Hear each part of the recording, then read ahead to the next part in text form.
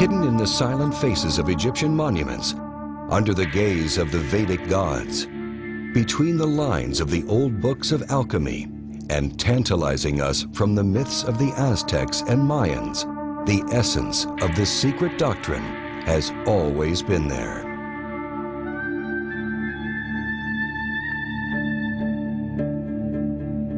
Throughout the history of humanity, only the elect few were initiated into the mysteries of this great universal truth.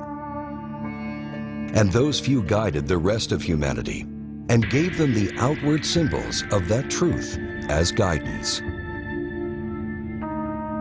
For the great arcanum, the secret of secrets, was fiercely protected and offered only to those who had proven their moral purity and trustworthiness. But as humanity degenerated into barbarism and cruelty, the divine knowledge went underground to survive in isolated pockets around the world. For many centuries, the great arcanum has been beckoning to humanity from behind the stories and myths that veil it. The knowledge it delivers is universal and applies to all true religions and mystical traditions.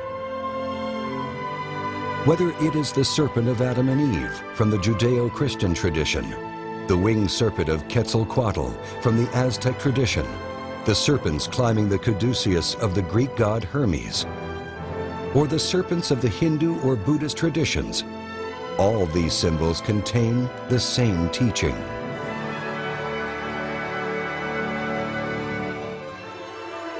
At long last, after centuries of darkness and ignorance, the time has come for this hidden doctrine to be revealed.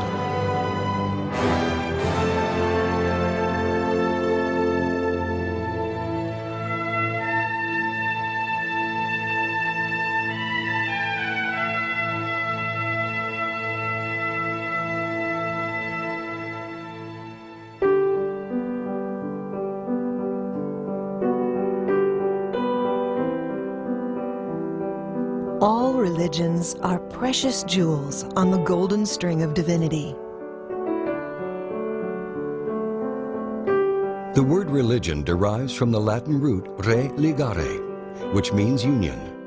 The word yoga is derived from the Sanskrit root yug, which also means union. At their base, the different traditions of East and West describe the same goal: union with divinity. Religious traditions provide the map that one must follow in order to reach unification with the divine. Every religion seeks to express the same core knowledge.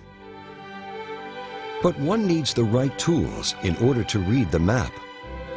With the right tools and their proper use, an aspirant of any religion or tradition may enter into direct experiential knowledge of the divine.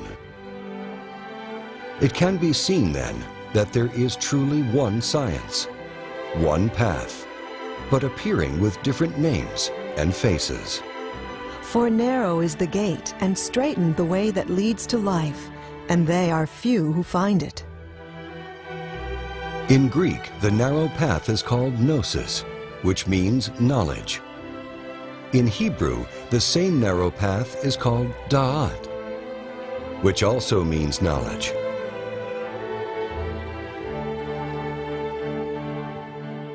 This path is represented by the famous tree of knowledge in the book of Genesis. And the clue to entering into the direct experience of God can be found through understanding the symbol of the tree of knowledge.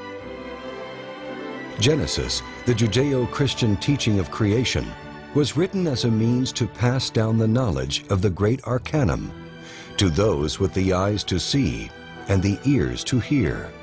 Its inception was influenced by both Eastern and Western traditions in order to provide humanity a key contained in the foundation of all the great religions of the world.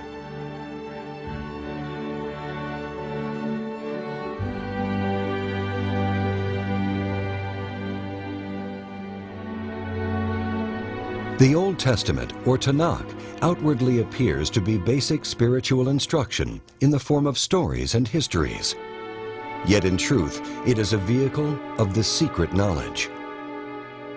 To better understand the origins of the Judeo-Christian tradition of Genesis, it is necessary to take a brief look at the life of the author, Moses. Although of Jewish lineage, Moses was raised to be an Egyptian pharaoh and was trained in not only the hidden wisdom of Egypt, but also that of his native Judaism. The civilization of ancient Egypt is among the longest lasting in the history of humanity and an accepted custodian of immense knowledge in the ancient world. Judaism was directly influenced by two of the oldest civilizations on record, those of Sumeria and Babylonia, civilizations famous for their mystery schools.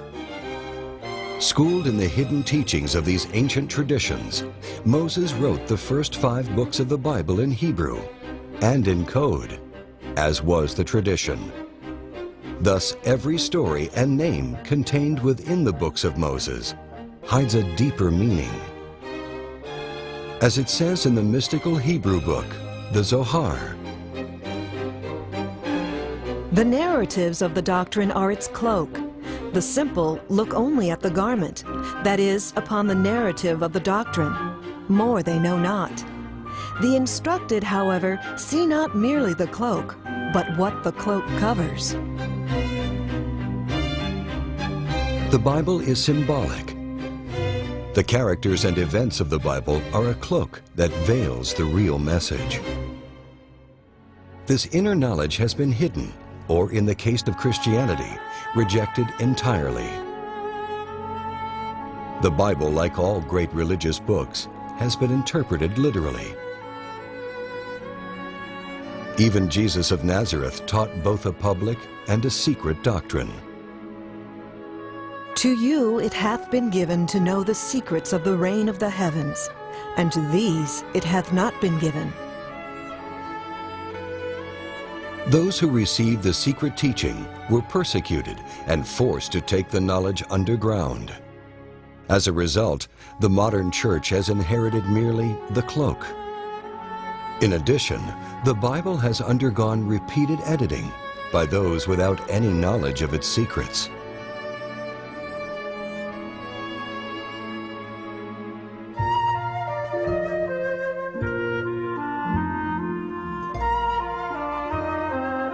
Although the modern Bible is greatly disfigured, it is nevertheless infused with the ancient secret doctrine.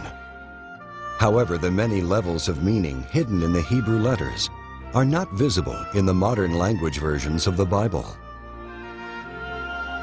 For example, the very first words of the Bible in Hebrew are Bereshit bara Elohim.